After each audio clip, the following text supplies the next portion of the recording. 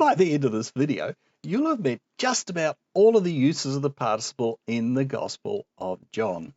Hi, Rob McIver here. Let's talk about participles in John. And although there's quite a bit to cover, let's keep an eye on making them as easy to understand as possible. Now, when I say we've got quite a lot to cover, you can see here that it's a fairly ambitious program. Now, not all of it will be as relevant to you as everything else. For example, you may already know what participles look like, and you could skip over that. Or you may be interested in some of the less common uses of participles, like the genitive absolute. If you move your cursor to the bottom of the video, you will see that it is divided up into segments. You can use these to skip to the part of the video in which you're most interested. Let's begin with an overview of participles, starting with a definition of what a participle is and thinking of some things that might make them easier to understand. Okay, let's begin by asking the question, how common are participles? According to Logos, there are 3,638 verbs in the Gospel of John.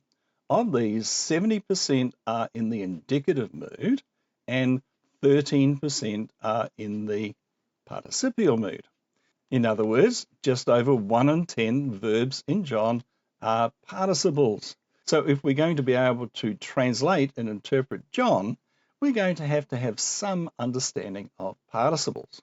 Now, it's interesting to compare the percentage of indicative verbs and participles found in John with other parts of the New Testament. And the percentages found in Matthew are reasonably typical. So in Matthew, just over half of the verbs are in the indicative mood, but a massive 23%, nearly 1 in 4 verbs, are in the participial mood.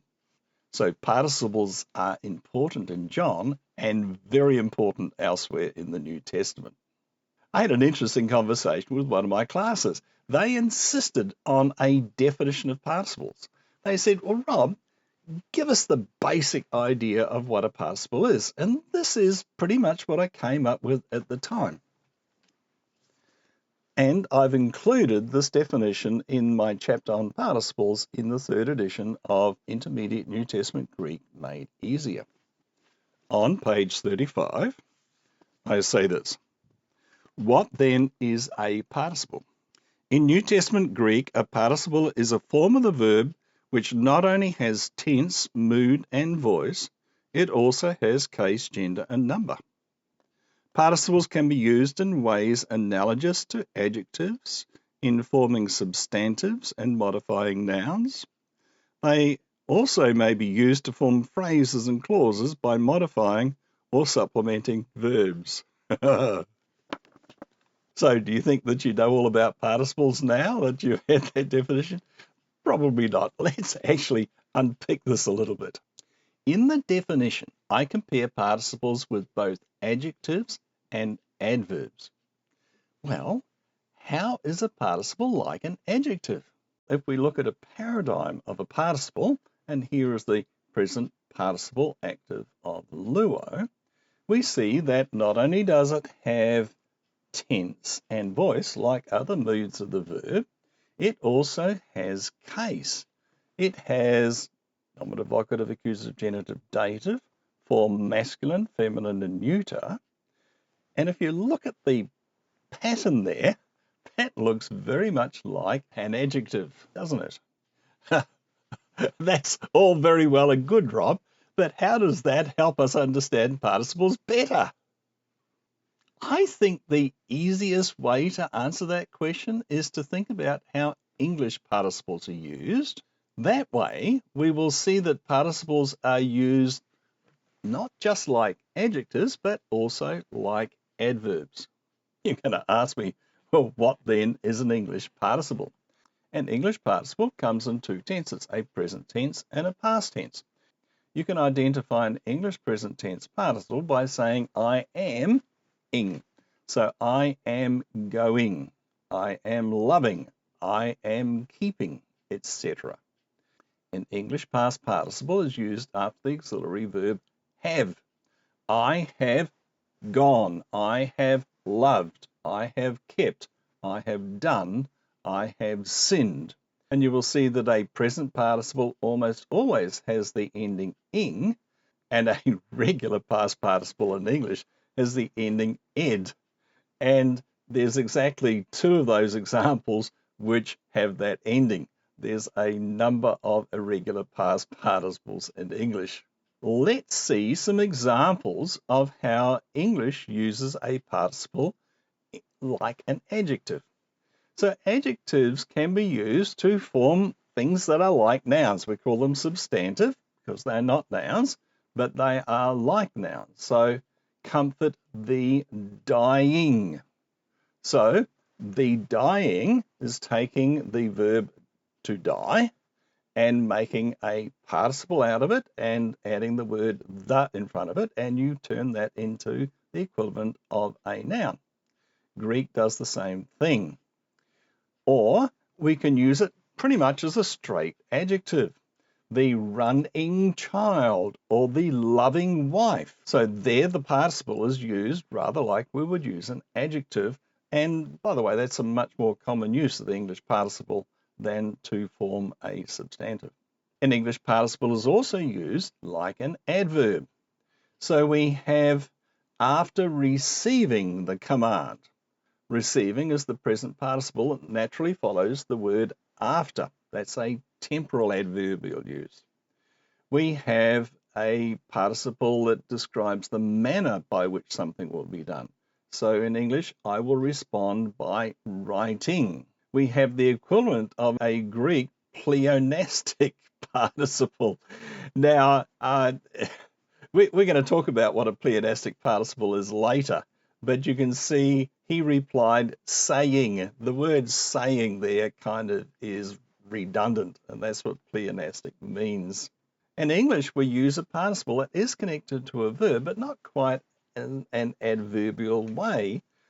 Some verbs just naturally are followed by participles. So he saw John coming.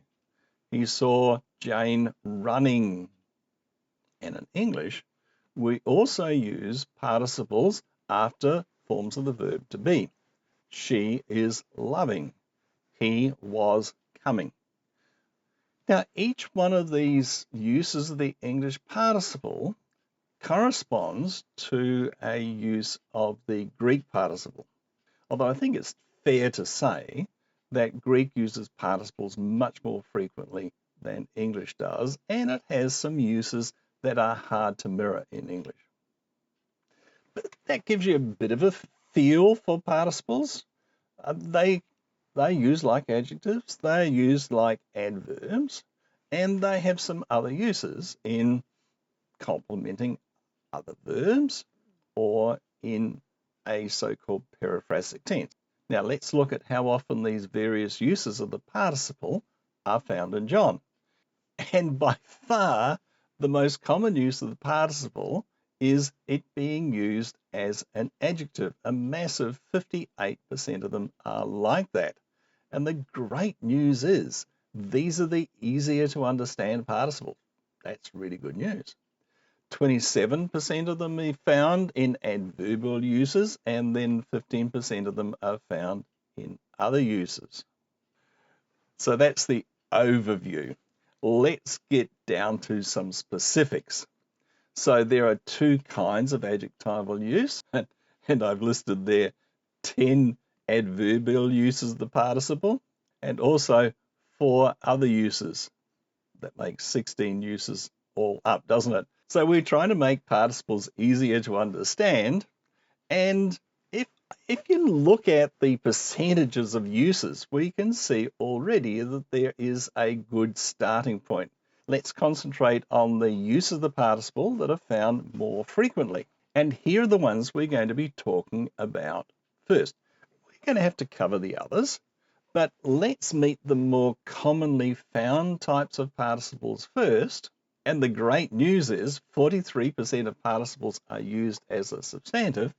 And after an initial mild shock, substantive uses of participles are very easy to identify and understand.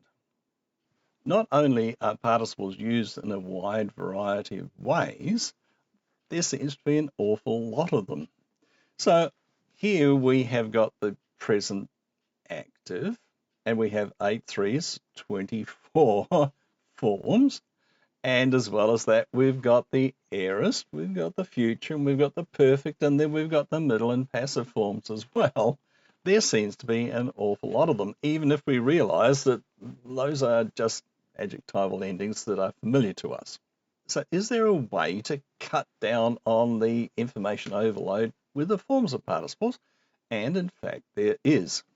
If I ask Logos how many times there is a present active in John, I'm given the answer 211. And in fact, when you look at the different combinations of tense and voice, present actives are the most commonly found forms of participle, followed by the aorist. Why would you bother about the future tense? It's found only once in John, and well, yes, when you're translating that verse, you're going to have to recognize it. But if you're learning about participles, it's going to make sense to concentrate on the present active and the aorist active participles. And if we look at the rest of the New Testament, we find a similar pattern when we look at the combination of tense and voice with participle. So across the top there, I have put the most common combinations of tense and voice. There's present active, aorist active, etc. And then I've looked at, for each one of these combinations, how many times is the nominative singular found, the accusative singular found, etc. And we also find some winners here. The nominative singular is found much more frequently than the others, and in fact, it's usually the nominative masculine singular. So nominative plural is used much more frequently than the others, and that's true also of the whole of the New Testament. So what does this mean? Yeah, you're going to meet most of the forms, if not in John, elsewhere in the New Testament. But here are the most commonly found ones. In fact, luon, the ending on a present participle, is found 140 times in John. Worth knowing. The ending ontis, a nominative, present participle active plural, is found 26 times. Then we find either the strong aorist ending own or the weak aorist ending sas is found 82 times. So what looked to be a large number of forms to recognize has simplified down to 7 of them. Let's look at some verbs that are using these forms. These are all found in John. And as you can see, ho agapone, the one who loves, ho own, the one who is, ho lambanon, the one who receives, etc. So these are all present participle actives found in John. And in the plural, we've got hoi blepontes, those who see, hoi legontes, those who say, hoi pistuantes, those who believe. In the strong aorist, I've given you 2 examples from John, ho elthone, the one who came, ho labone, the one who took.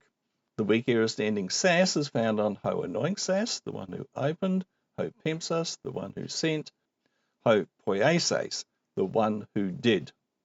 And in the plural, it's hoi elthontes, those who came, or hoi accusantes, those who hear, etc.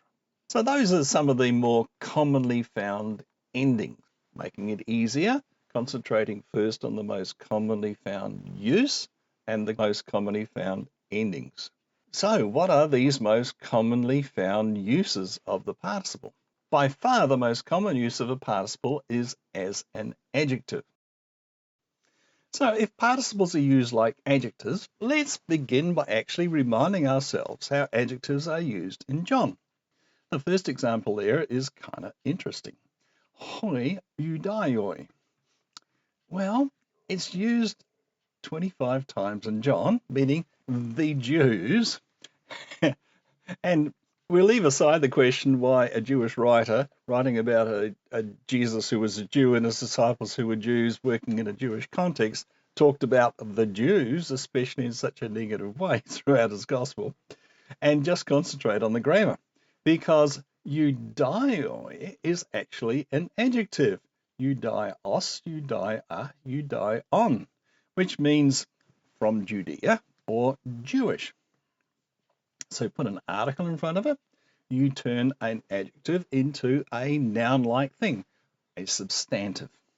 Ha, hagios, the Holy One. Tous necrous, the dead. Hoi, necroi, the dead. Tu poneru, of the evil one. Tu tuflu, of the blind person. To flow, to the blind person. Ente aremo, and again, aremo is just meaning a desolate or a desert place, and te aremo is in a desolate place or in the desert. Now here we have some examples of where a participle is used in exactly that way. We put an article in front of it and it turns a participle into something like a noun, a substantive. So, ho katabinon, the one who comes down. Ho menon, the one who remains. Ho paradidus, the one who delivers over. Hoi pistusantis, those that believe.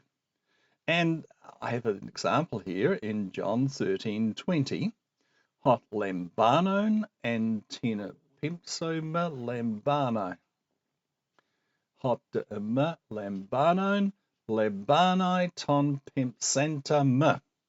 Ho lambanon, the one who receives, the one who sent me, receives me. Hoda me lambanon, the one who receives me, receives the one who sent me. As you can see, we have the verb lambano. You turn it into a participle, you put an article in front of it, is the one who. Now, at first, this seems kind of strange to put an article in front of a participle to make a substantive, but it occurs many, many times in John. A massive 43% of participles are used in this way.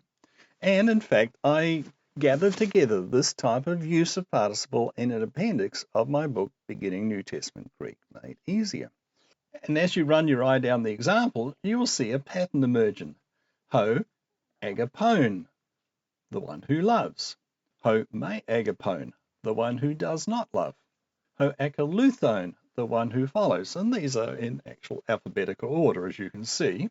So further down, we find ho elthone, the one who comes. And what you can have is little phrases inserted between the article and the participle. So, ho eis ton kosmon erkomenos is the one who is coming into the world. Ho erkomenos by itself is the one who is coming. Ho episomou erkomenos, the one who is coming after me. Other examples. Ho lambanon, the one who receives. Ho pistuon, the one who believes. Ho de me pistuon, the one who does not believe. Ho poion, the one who does. Yes. As you work through these, you'll become much more confident in recognizing and in translating this type of participle. If we're looking for participles made easier, certainly after the initial shock, this is a reasonably straightforward use of the participle. Now, there's a couple of variations on this we find in John. We have an article with two participles. Both of them are substantive. So we have ho hestekos kai akuon, the one who stands and hears. Ho zoon kain pistuon, the one who lives and believes in me. The article can be separated from the participle by a combination of other things, adjectives, nouns, etc. So we have ho eis ton kosmon erkomenos, the one who has come into the world. Ho aphior tu lelon, the one who speaks of himself. John 5:29. All right, so let's look at this. And they will go out. Hoi puisantis, those who did. Ta agatha, those who did the good. Eis anastasin zoen, to the resurrection of life. Hoi de faula praxantis, those who did evil. eis anastasin Chrysios, to the resurrection of judgment. So that is the most common use of participles found in John. Add an article and you form a substantive. Now, sometimes participles are used pretty much as we'd expect actual adjectives to be used, and these are called attributive adjectival participles. Let's look at some attributive adjectives in John. Attributive adjectives describe an attribute of a noun and follow predictable patterns in the New Testament. And these patterns are mirrored by the way attributive adjectival participles are formed. A simple pattern is that of a noun followed by an adjective. And you'll notice something immediately here. English wants to put an adjective first before the noun. Greek usually puts the adjective after the noun. So we have pneuma, spirit, hagion, holy. So, Holy Spirit. Pater, hagia, Father Holy or Holy Father. Zoane, ionion, life eternal. Well, isn't that interesting? We don't mind the adjective eternal coming after life, and I think that's probably because we've heard it so often in the King James Version.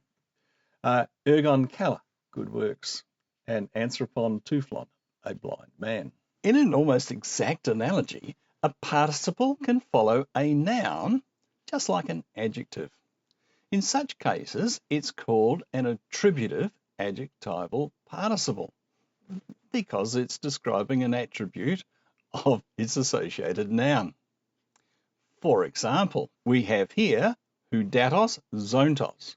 So here is the present participle of the verb zao, and we put it after hudatos, which is the genitive case of water, and the participle will be in the genitive case, like adjectives have the same number in cases their associated noun. So the participle has the same number of case as its associated noun. Hudatos zontos, living water. Yeah, it actually works in English as well. Living is the English participle. Egeneto anthropos apostelmenos paratheo. A man appeared who was sent by God. Caiaphas archairus on to aniotu ekainu. Literally, Caiaphas, high priest, being of that year. All right, so how do we translate that? Caiaphas, who was high priest of that year. And we have on explaining what kind of high priest Caiaphas was. He was the high priest of that year. Adjectives use several patterns, not just noun followed by an adjective. Sometimes there is an article followed by an adjective followed by a noun. Now, this is, in fact, the same word order that is used in English. He ionios zoein, the eternal life. To monu theo, the only God. En te eskete chimera, in the last day. Tain dekaien christen, the righteous judgment or the correct judgment. So all of those are in the pattern article, adjective, noun, and translate pretty much word for word into English. A similar pattern is observable with participles. We have in John 6:57, hozon pater, the living Father, ton legomenon kriniou topon. Well, here we have ton topon, the place, and the place called legomenon, skull, cranium. Ta graphomena biblia, the books, the written books. And another pattern used by adjectives in the New Testament is article, noun, article, adjective. So, to phos, to alethinon, the light, the true, or in English, the true light. To pneuma, to hagion, the Spirit, the Holy Spirit. Participles can be found in the same pattern. We have article, noun, article, participle. Hudor, to zone, the water, the living water. Ho prophetes, ho erchomenos, eis ton cosmon. Well, if it was just ho prophetes, ho erchomenos, we could say the coming prophet. But because we've got to get eis ton cosmon into the mix, it's the prophet who is coming into the world. And ho artos, ho ek tu uranu katabainon. So you can see that between the article and the participle, we have the phrase ek tu uranu, and it's ho katabanon, the one who comes down out of heaven, and it's the bread, ho artos, the bread that is coming down from heaven. So those were the two kinds of adjectival participles. And if we look at our pie chart, we can see that adjectival participles account for more than half of the participles used in John. The largest segments left on our graph are the temporal adverbial participles, the adverbial participle of attendant circumstances, and perhaps the pleonastic adverbial participles. And as well as that, we've got complementary and periphrastic. So let's begin by looking at temporal adverbial participles. Temporal adverbial participles are translated with the words when, while, after, etc. So let's look at some examples. Tora ipen en synagogen digdaskon en Capernaum. So these things he said while teaching in the synagogue in Capernaum. Torta de ipon ortes eminen en te Galilee. So when he said these things, he remained in Galilee, or perhaps better, after he said these things, he remained in Galilee. Torta de palin deuteron semaion epoiesin ho Jesus elthon ek tes Judaeas eis tein Galilean. This again was the second sign Jesus did as he was going from Judea into Galilee. So that is while or as, it's the time within which. Tora ada triton ephenothe Jesus tois methetais egerthais ek necron. This was already the third time Jesus appeared to the disciples after he rose from the dead. Now, I've gone quite quickly through these because I wanted you to see the pattern. Each of these participles is translated with some reference to time. When, while, after, something like that. Now, you're going to ask me, Rob, when do I use when and when do I use after? Well, that's a bit tricky. In fact, in my book, Intermediate New Testament Greek Made Easier, in chapter 15, I have quite a long section explaining when you use when and when you use after. And there is a video that also does this. So because this is sort of a survey of participles in John, so I'll refer you to those other two possible sources for further information. But at this stage, all we will say is when, while, after are all possible translations, and sometimes you can tell which is best by looking at the context. The next most frequently found use of participle in John is the adverbial participle of attendant circumstances. Now, the name we use is a bit of a clue on how the participle is used. It's used to describe circumstances that are true or attendant to the action of the main verb. Let's look at some examples and then do some further thinking about it. So, ho paragon, eiden, anthropon, tuflon, ek genetos. And as he's going along, he saw a man blind from birth. So, paragon, that's the circumstance attendant to the action of the main verb, eiden. As he was going along, he saw akusen Jesus hoti exebalon or ton exo. So Jesus heard he'd been thrown out of the synagogue. Kai huron or ton ipen, and finding him, he said, Su pistuais eis ton huion to anthropu. Do you believe in the Son of Man? So we have huron is the attendant circumstance to Jesus ipen, Jesus speaking. So when he found him, he spoke. Well, here we see that the participle of attendant circumstance could also be almost a temporal adverbial participle. More of that later. Now, in the early verses of John 13, we find a number of participles of attendant circumstances. And you can see from these verses how powerful these participles can be. Proto tes hiortes to Pascha, so before the feast of Passover.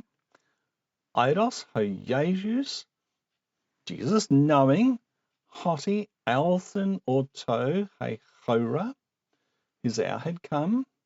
Hina metabe ecto cosmo tortu proston phaetera, to be taken out of this world to all the Father. Agapeses ton idion, loving his own. Tous en to cosmo, those that are in the world. Eis ton telos, agapesen or tous. He loved them to the end. All right, so let's analyze this verse. First, find the main verb. The main verb is, in fact, agapesen. He loved them, eis telos, to the end. That's the main clause of the sentence. He loved them to the end. We find that there were two attendant circumstances that are identified by these two adverbial participles of attendant circumstances. Jesus knew that his hour had come and he was going to leave this world and go to the Father, and he loved his own that are in the world, and therefore he loved them to the end. I've already mentioned that there's a bit of a fuzzy line between temporal adverbial participles and adverbial participles of attendant circumstances.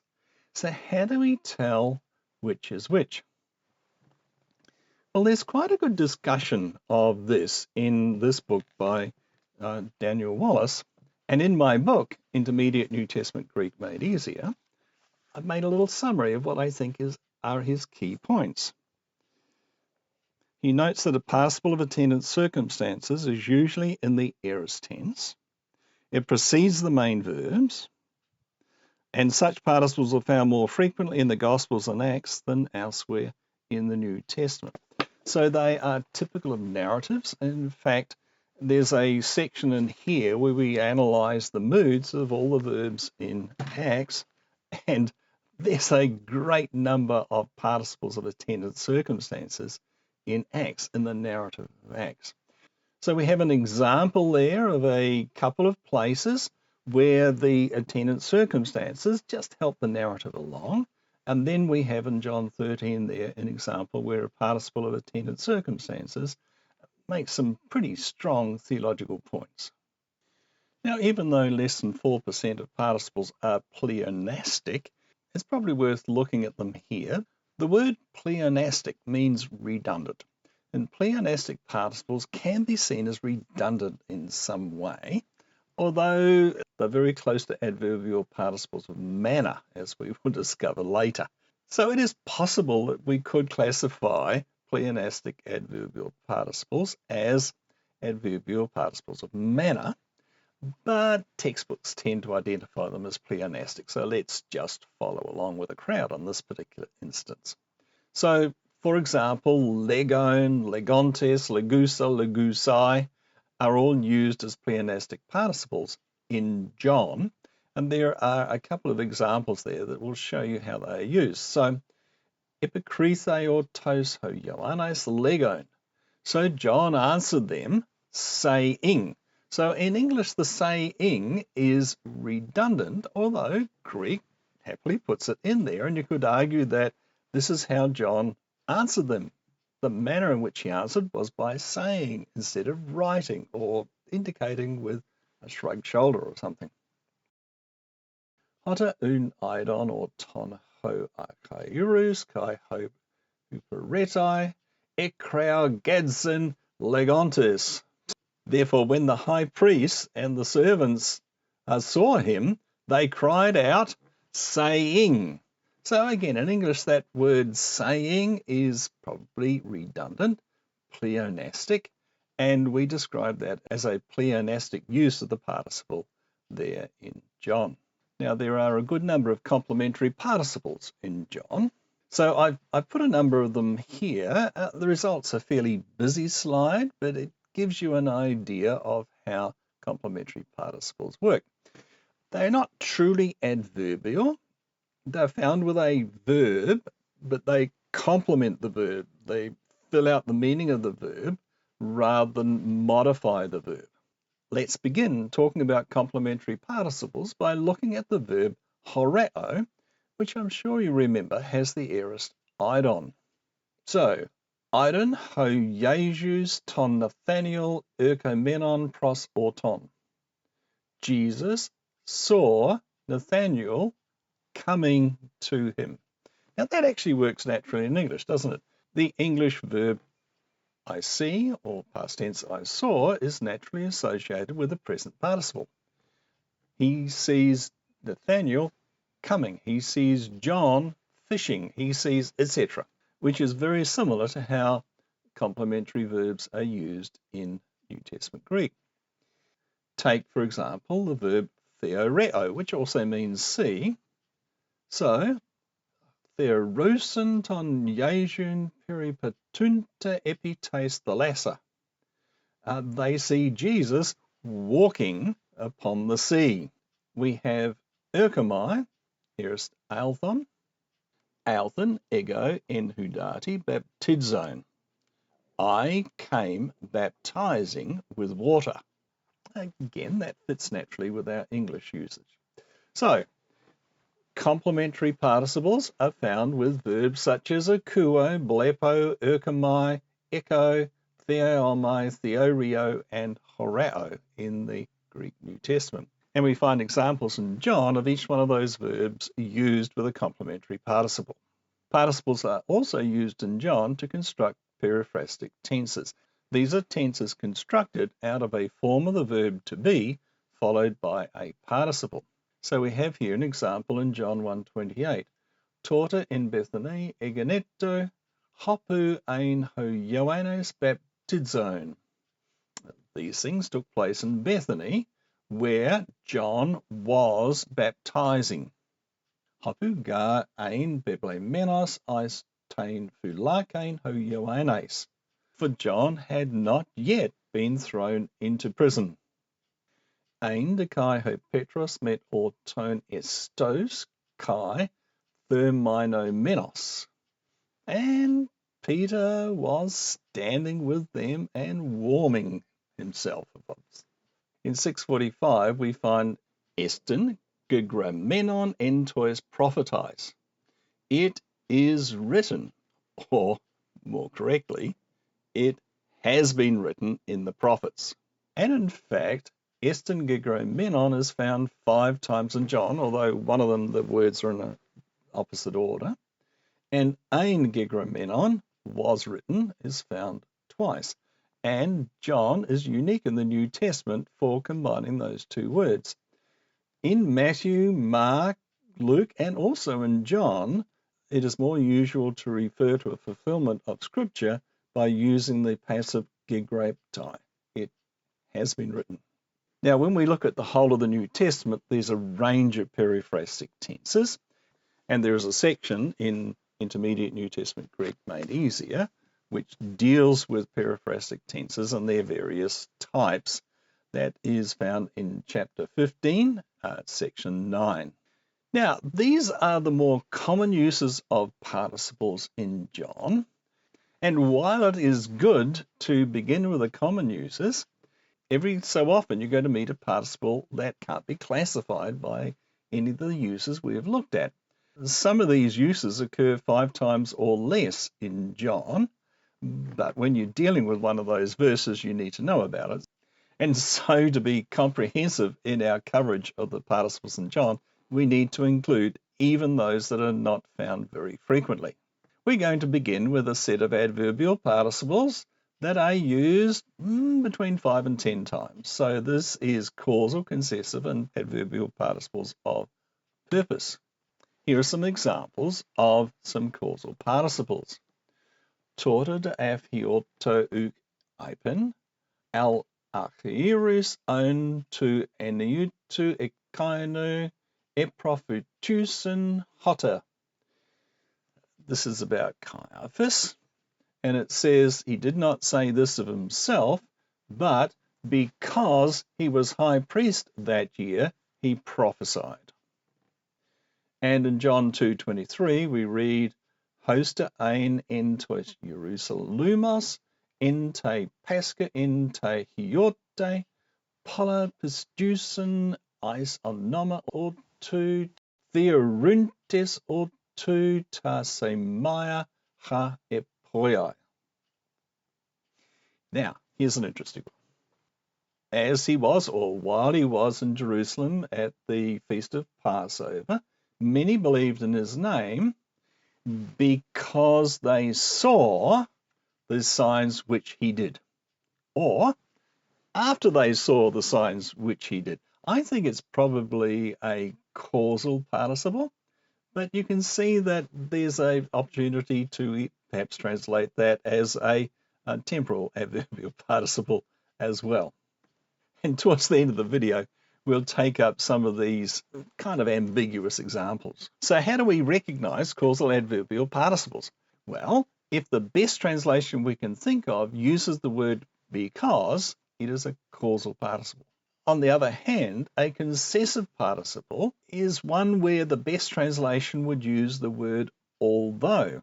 So we have here in John 9:25, hin oida hoti tuflos ein arti blepo. One thing I know, that although I was blind, now I see. From John 20. Eketai ho Jesus ton thuron ke kleis menon kai este eis to meson. And Jesus came and stood in the middle, although, or even though, the door had been locked. If the best translation of a participle includes the word for the purpose of or in order that, it is going to be an adverbial participle of purpose. So, for example, in John 6, torta de elegon pyradzone auton. They said this in order to test him. Erketai Miriam he Magdalene angelusa tois mathetes. Mary Magdalene came in order to announce to the disciples that she had seen the Lord. Now, in the New Testament as a whole, we have adverbial participles of means, of manner, of result, and of condition.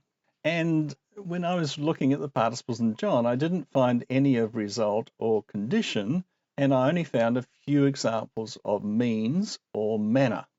All right, with an adverbial participle of means, it can be a cumbersome translation, but if the best translation includes by means of, then you have an adverbial participle of means. So take, for example, John 20:31. Torta de graptai hinapus tu saita ho Jesus estin ho Christos ho huios tu theu. But these things have been written so that you might believe that Jesus is the Christ, the Son of God. Kai hinapus tu sontis zoan ekata inter anoma ortu. All right, so ignoring the participle, hina zoan ekata, and in order that you might have life. Pistusontes, by believing. All right, so you might have life by the means of belief. John 17:4. Ego se edoxa epites geis to ergon telai oses ho dedokas ma hina poieso. I have glorified you on earth by means of completing the works which you gave me in order that I should do them. All right, so again, that's a very cumbersome translation, but you can see that it is an adverbial participle of means. I glorified you on earth. How? By completing the works which you'd given me. Now, an adverbial participle of manner can be a relatively broad category, and we've already mentioned that you could argue many pleonastic participles could be considered to be adverbial participles of manner. Here is a very clear example, though, found in John 13:22. Eblepon eis alelelus hoi mathetai eparumenai peritinos legai. So the disciples looked at each other, perplexed about what he had said. So that's the manner in which they were looking at each other. They were just perplexed. A genitive absolute. So what is a genitive absolute? It's a phrase, and it's expressed by means of a participle in the genitive case, and everything else in the phrase that can take a case will be in the genitive case. It makes more sense when you've seen a number of them, and there are not many in John. There are many others scattered through the New Testament, though. Oh, perhaps I should also mention that examiners just love genitive absolutes. It's kind of one of those tricky things that they find interesting, and they think that their students should also find interesting. Kai huperesentas oinoi, legai he meter to Jesus pron auton. And so here is the huperesentas oinoi, they ran short of wine. And how do we translate this?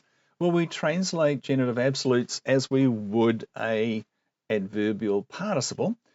They're usually translated as temporal adverbial participles, but some of the other categories of adverbial participle are also found associated with genitive absolutes.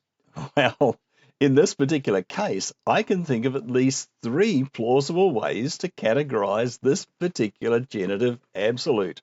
It could be temporal, causal, or of attendant circumstances. Now, I think it's probably most likely to be attendant circumstances, but that happens to be the most difficult way to translate it. So if it's temporal, it means after they ran out of wine. The mother of Jesus said to him, they have no wine. If it's causal, it means because they ran out of wine, the mother of Jesus said to him, they have no wine. And it's really hard to translate the attendant circumstances case. They ran out of wine, perhaps. Anyway, the mother of Jesus said to him, they have no wine. John 13:2. Kai deipnu genomenu to diabolu eide biblekotes eis tenkardian hina paradoi auton Iudas Simonas Iscariotou. Well, here we have, as a bonus, 2 genitive absolutes together. Kai deipnu genomenu, when supper was finished. To diablu eida biblekotes, the devil had already put into his heart that Judas Iscariot would betray him, and then it goes on from there. So the first genitive absolute, deipnu genomenu, is clear reference to time. So it's after supper. And then we have an adverbial construction, a genitive absolute construction, which is probably attendant circumstances. This is something that had happened that we need to know about to explain the rest of the action that takes place. Now, I'm going to come back to attributive adjectival participles. And I debated whether to include this in the video or not. I thought if I was talking about all the uses of participles in John, even though there's only one of these, I should probably put it in the video. And that is one example of a predicative, attributive, adjectival participle. What do I mean by a predicative adjective? Well, a predicative adjective is like we find in Luke 16:20. Makaroi hoi tokoi. Blessed the poor. Okay, there's a word missing. Blessed are the poor. And we have here in John 12:13 a very similar construction using a participle. Eulogomenos ho erkomenos in onomati kuriou. Blessed, the one who comes in the name of the Lord. All right, so what's missing here? We want to add the word is. Blessed is the one who comes in the name of the Lord. And that is like a predicative adjective. You say predicative, attributive, adjectival, participle. And I only found one in John. So as I was working through John, looking at all the participles, there were some which were challenging to classify. And I think this video would be incomplete if we didn't acknowledge that sometimes you can understand a participle in one of two or even three different ways. And as I was working through them, I gathered some examples so that I could share with you. Here's an example found in John 11, verse 31. And the Jews, those who were with her in the house and comforting her, idontes tain Miriam, hoti takios anaste kai exalthen, akoluthasin orto doxantis. So how are we to understand idontes? So I could translate it as a temporal adverbial participle. When they saw Mary get up, they followed her. Because, doxantis, because they supposed that she was going to the tomb to weep there. So I think doxantis is likely to be causal. But perhaps idontes is also causal. So you could translate it, and the Jews that were with her, because they saw Mary get up quickly and go out, they followed her because they supposed, right? So that could either be temporal or causal. Sounds better in English if you do one temporal and the other causal, but either is an option. In John 20:20, we find ekeresin un hoimathetai idontes ton kurion. Therefore, the disciples rejoiced when they saw the Lord, or because they saw the Lord. Is it temporal, when, or causal, because? John 6:14, hoi un anthropoi idontes. So again, this could be either temporal or causal. So therefore the men, when they saw what signs Jesus had done, or therefore the men, because they saw what Jesus had done, went ahead and said, well, this is truly the prophet. Well, as we've looked at the participles in John, we see there is quite a variety of things to remember and know. And you might be asking how to make this a little bit easier. My first suggestion is that you follow the practice we have followed in this video. So start with the combinations of tense and voice and case that are most commonly found. So learn to recognize those quite freely. And then start with the most common uses, starting with the substantival, adjectival participles. Get to know them quite well, and they're going to seem straightforward. And then move through the more frequently occurring uses of the participle in John and translate out of John. And as you translate out of John, sometimes you'll need to come back and look at some of the less commonly occurring uses. By the way, it's probably easier to have a textbook which has got these listed down so you can run your eye down the different uses and pick up the different examples as well. So just a thought. The other thing that you're going to find helpful is access to exercises. And here I want to talk about a special feature of the third edition of my book, Intermediate New Testament Greek Made Easier. It has a chapter on participles.